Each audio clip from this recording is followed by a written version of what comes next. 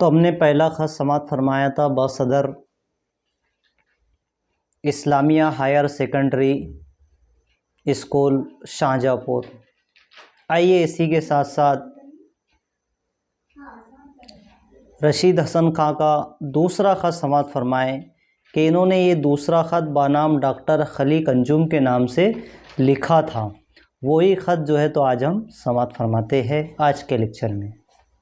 तो आइए देखिए बनाम डॉक्टर खलीक अंजुम साहब के।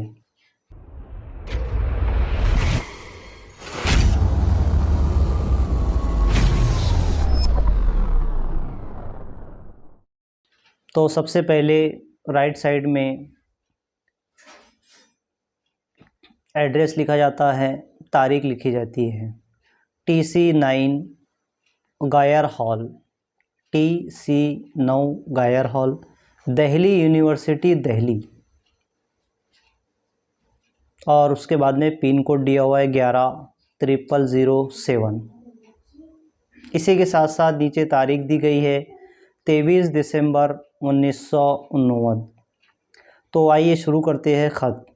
सबसे पहले उन्होंने ख़त लिखने का सिलसिला जो है तो ख़त कैसे लिखे जाते हैं, तो ये ख़त पढ़कर हमको समझ में आ जाएगा कि कदीम ज़माने में ख़त कैसे लिखे जाते थे। तो कदीम ज़माने में ख़त लिखने का रिवाज, ख़त लिखने का सिलसिला कैसा था, तो हम यही समाप्त। तो लिखने की शुरुआत ऐसी हुई कि खलीक साहब मुकर्रम, किताबें मिल गई, गिरदपोश देखकर आंखें रोशन हो गई। तो यहाँ पर गिरदपोश का लफ्ज़ आया है। गिरदपोश कहते हैं कि किताब के गिलाफ का कवर, यानी कि किताब के ऊपर एक और कवर आता है, उसे कहते हैं गिरदपोश। देखकर मेरी आंखें रोशन हो गई, इसका ख़ास कर शुक्रिया अदा करता हूँ। वैसे भी इस किताब की तबाअत में, यानी कि इस किताब के छपाई में जिस कदर दिलचस्पी आपने ली है उसका शुक्रिया क्या अदा करूं, कि जो दिलचस्पी आपने ली है उसका शुक्रिया अदा क्या करूं।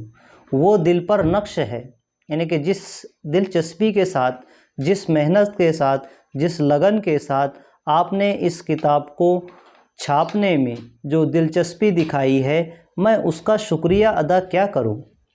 वो दिल पर नक्श है, वो दिल पर नक्शो निगार हो चुके हैं, मगर मेरे भाई कागज़ देखकर दिल बुझ गया, यानी कि गमगीन हो गया। अंदर जैसे ही किताब खोली, अंदर के कागज़ देखा तो दिल गमगीन हो गया कि आपने कई बार कहा था कि ये किताब उम्दातर कागज़ पर छपेगी, यानी कि सबसे अच्छा उम्दा कागज़ पर, सबसे ज़्यादा कीमती कागज़ पर, सबसे ज़्यादा अच्छे कागज़ पर ये किताब हम शाये करेंगे, इसको छापेंगे। मगर छपी कम तर पर, किताब छपी कम तर पर, यानी कि बहुत कम कीमत वाला कागज़ और बहुत जिसकी अहमियत नहीं है उतने सबसे ख़राब कागज़ पर ये किताब छापी गई है।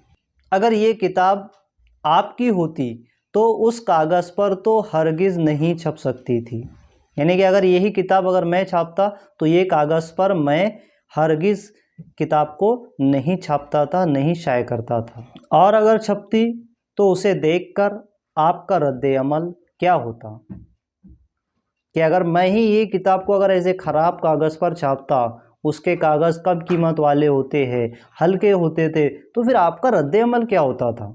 क्या आप भी यही कहते थे कि बस वही मेरा है, यानी कि जो मामला मैं सोच रहा हूँ आपके किताब के कागज़ के बारे में, तो वही रवैया आपका भी होता, आप भी ऐसा ही सोचते। इधर अंजुमन ने 2 किताबें छापी है, यानी कि सोसाइटी ने 2 किताबें छापी है, इत्तेफाक से वो इस वक्त मेरे सामने हैं।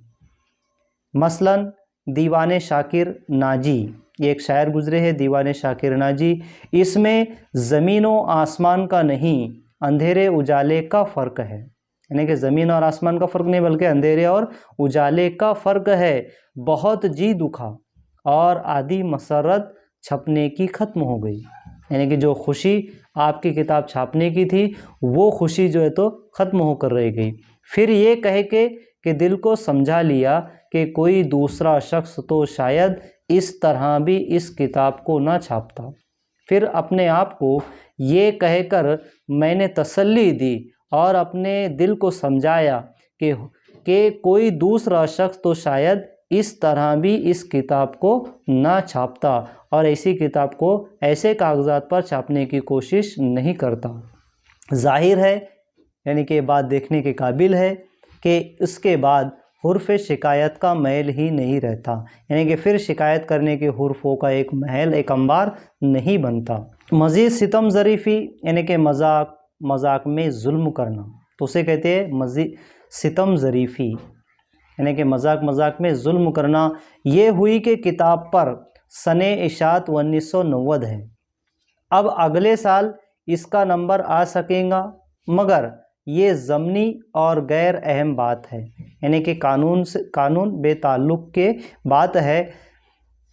असल बात कागज़ की है और खलीक साहब, असल बात कागज़ की है और खलीक साहब, मुझे इसका दुख है, आपकी मोहब्बत का और आपकी मुखलिसाना तर्ज़ अमल का मुतारिफ़ हूँ और कद्र शनास हूँ, यानी कि कद्र करने के लायक हूँ कि इसलिए ये शिकायत भी पैदा हुई है, वरना एक लफ्ज़ ना कहा जाता, एक लफ्ज़ कहने की हिम्मत नहीं होती।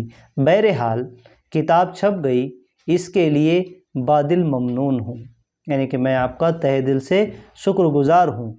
मुखलिस रशीद हसन। और ये कहकर उन्होंने अपनी बात को ख़त्म कर दिया और ख़त लिखने के सिलसिले को यहाँ पर ख़त्म कर दिया। पसे नविश्त के मायने होते हैं कि वो इबारत जो ख़त लिखने वाला दस्तखत के बाद लिखता है, उसे कहते हैं पसे नविश्त, यानी कि ख़त लिखने के बाद आखिर में लिखी जाती है। जैसा कि हमने ऊपर राइट साइड में एड्रेस देखे है, तारीख देखी है, फिर उसके बाद में मुकर्रमी जनाब करके ख़त लिखने की शुरुआत हुई, और लेफ़्ट साइड में जहाँ ख़त लिखने वाला अपनी बात को ख़त्म करता है और अपना नाम तहरीर कर लेता है, उसके बाद में जो इबारत लिखी जाती है उसे पसे नविश्त कहा जाता है।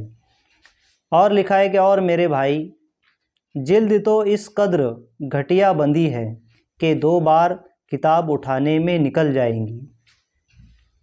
ऐसा मालूम होता है कि तवज्जे किती तौर पर, यानी कि ख़त्म करके ताल्लुक़ को काटते उस पर तवज्जे नहीं दी गई और ख़ास तौर से उस पर तवज्जे नहीं हो पाई, और आखिर में तस्वीर जो आपने बनवाई थी वो भी मौजूद नहीं है, यानी कि किताब छापने के अव्वल जो तस्वीर आपने बनवाई थी वो तस्वीर भी किताब के पहले पेज पर मौजूद नहीं है।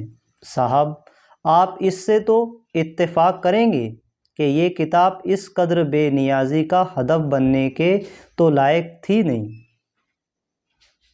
अब सिवाय इजहार तासुफ़, यानी कि अफसोस के इजहार के लिए, अफसोस का इजहार करने के और कुछ बाकी नहीं है। ये आपका नियाज़मंद कर भी क्या सकता है, लिहाजा सब्र करता हूँ, लेकिन बहुत दुख के साथ।